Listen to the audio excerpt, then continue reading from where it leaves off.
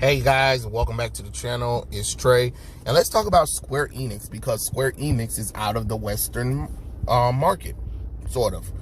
Not out of the Western market, but out of the West. And what I mean to say is that Square Enix sold their companies to Jesus Christ. That sun is in my eye.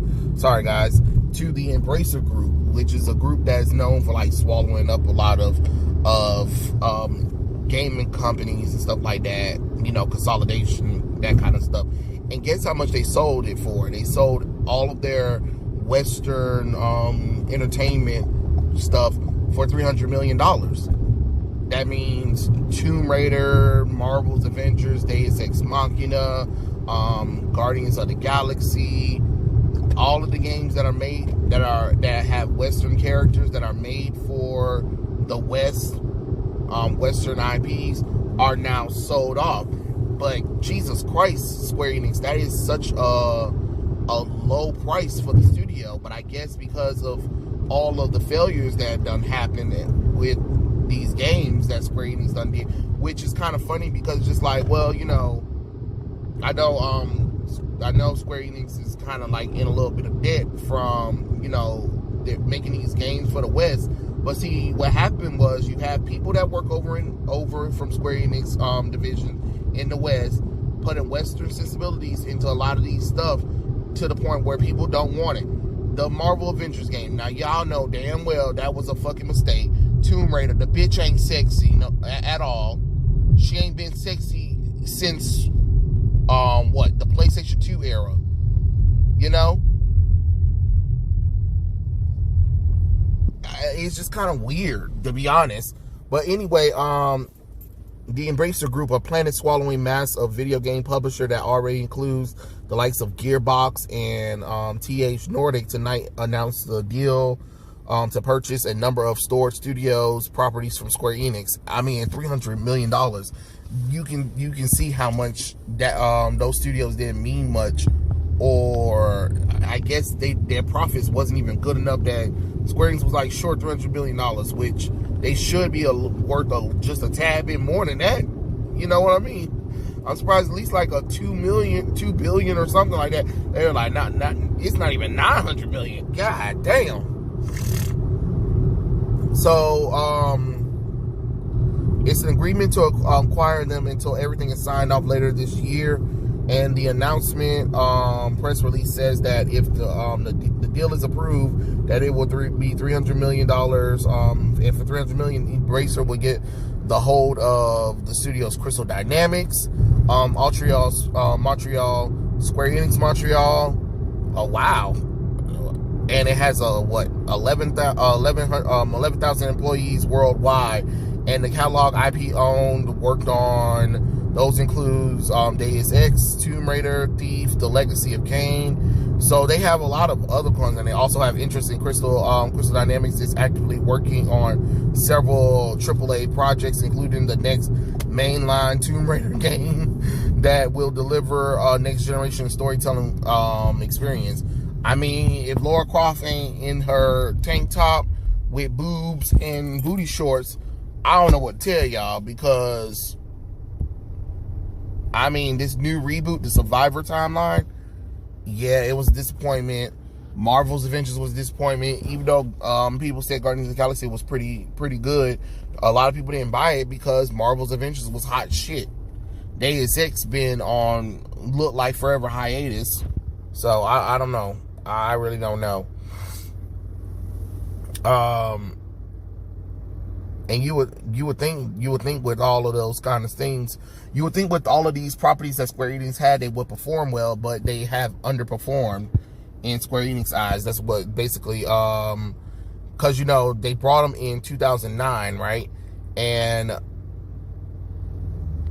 the review score, no, even though some of the games have high review scores, the Square Enix will always say that the games had underperformed, so that was a problem too. Well, of course they will underperform when you have a lot of restrictions on these kind of games and you change things up.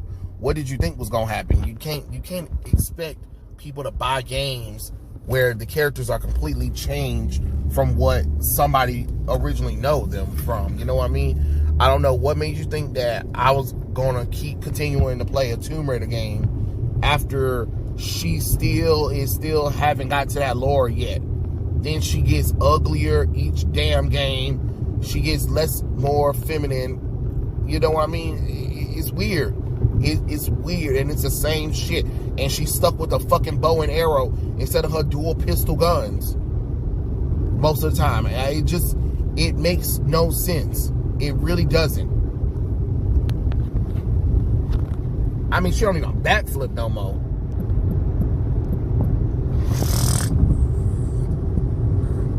And then with the Marvel stuff, I mean, you literally made a pay to play game where, you know, there's hardly any story content. The game was a hot mess. Then you led with the fucking character Miss Marvel instead of actual Avengers characters. I mean, you make the shit make sense. You make the shit make sense. Then it was buggy on day one. You had to put several patches in there just to try to recover that thing. And that's just to name a few problems with, you know, these games that's been produced in the West that are produced by Square Enix. Hell, Square Enix still got to make money from Avengers. But hey, this is what you get.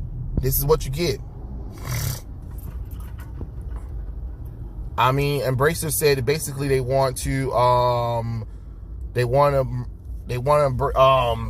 bring in compelling pipelines of new installments from beloved franchise and original IP, including a new Tomb Raider game, and Embracer's mission of creating leading independent global gaming entertainment ecosystem.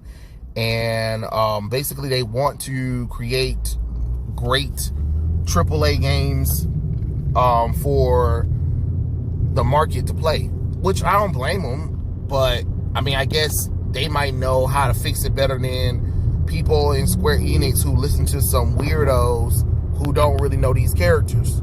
That's probably what was pretty cool, and they want to maximize their commercial opportunities. So okay, cool, great. Maybe Deus Ex Machina might come out, but who knows? I mean, Embracer did spend 1.3 billion on Gearbox, so that could be something. I'm just surprised that, you know, they spent less than $1 billion. It does seem like a little steal, but hey. But Square Enix said the transition will assist the company in adapting to the changes underway in global business environment by establishing a more effective allocation of resources, which will be enhanced corporate values by accelerating growth in the company's core business in the digital entertainment domain. In addition the transition enables the launch of new business by moving forward with investments in the fields including blockchain, AI, and the cloud. Oh, it's because they wasn't making no goddamn money. Oh, but to me, it seems like Square Enix was like, nah, you know what? We not good at these Western sensibilities bullshit. So let them do it. We're going to focus on our shit. Because, wow. Oh, man. Because that's crazy, y'all. That is crazy. I mean, hey, I don't blame Square Enix. I sell the shit too. They costing us more money than we making anyway. It ain't something we're good at anyway. We got too many restrictions on there, and that was the problem that people were saying with the whole Final Fantasy VII remake, is that they're trying to listen to Western sensibilities about Tifa's boobs or the girls. Oh my fucking god, is that a goddamn fucking deer? That was a whole ass deer laying in. Oh, somebody ran the damn deer over. Oh, Jesus Christ. That was a whole ass deal. How do you run over that shit? Oh, well, you can't run that shit over. I mean, I shouldn't be surprised, but sometimes sometimes just seeing things like that, you just be like, holy crap. I mean, it looked like somebody moved that shit over on the side of the road because the way it was laying down.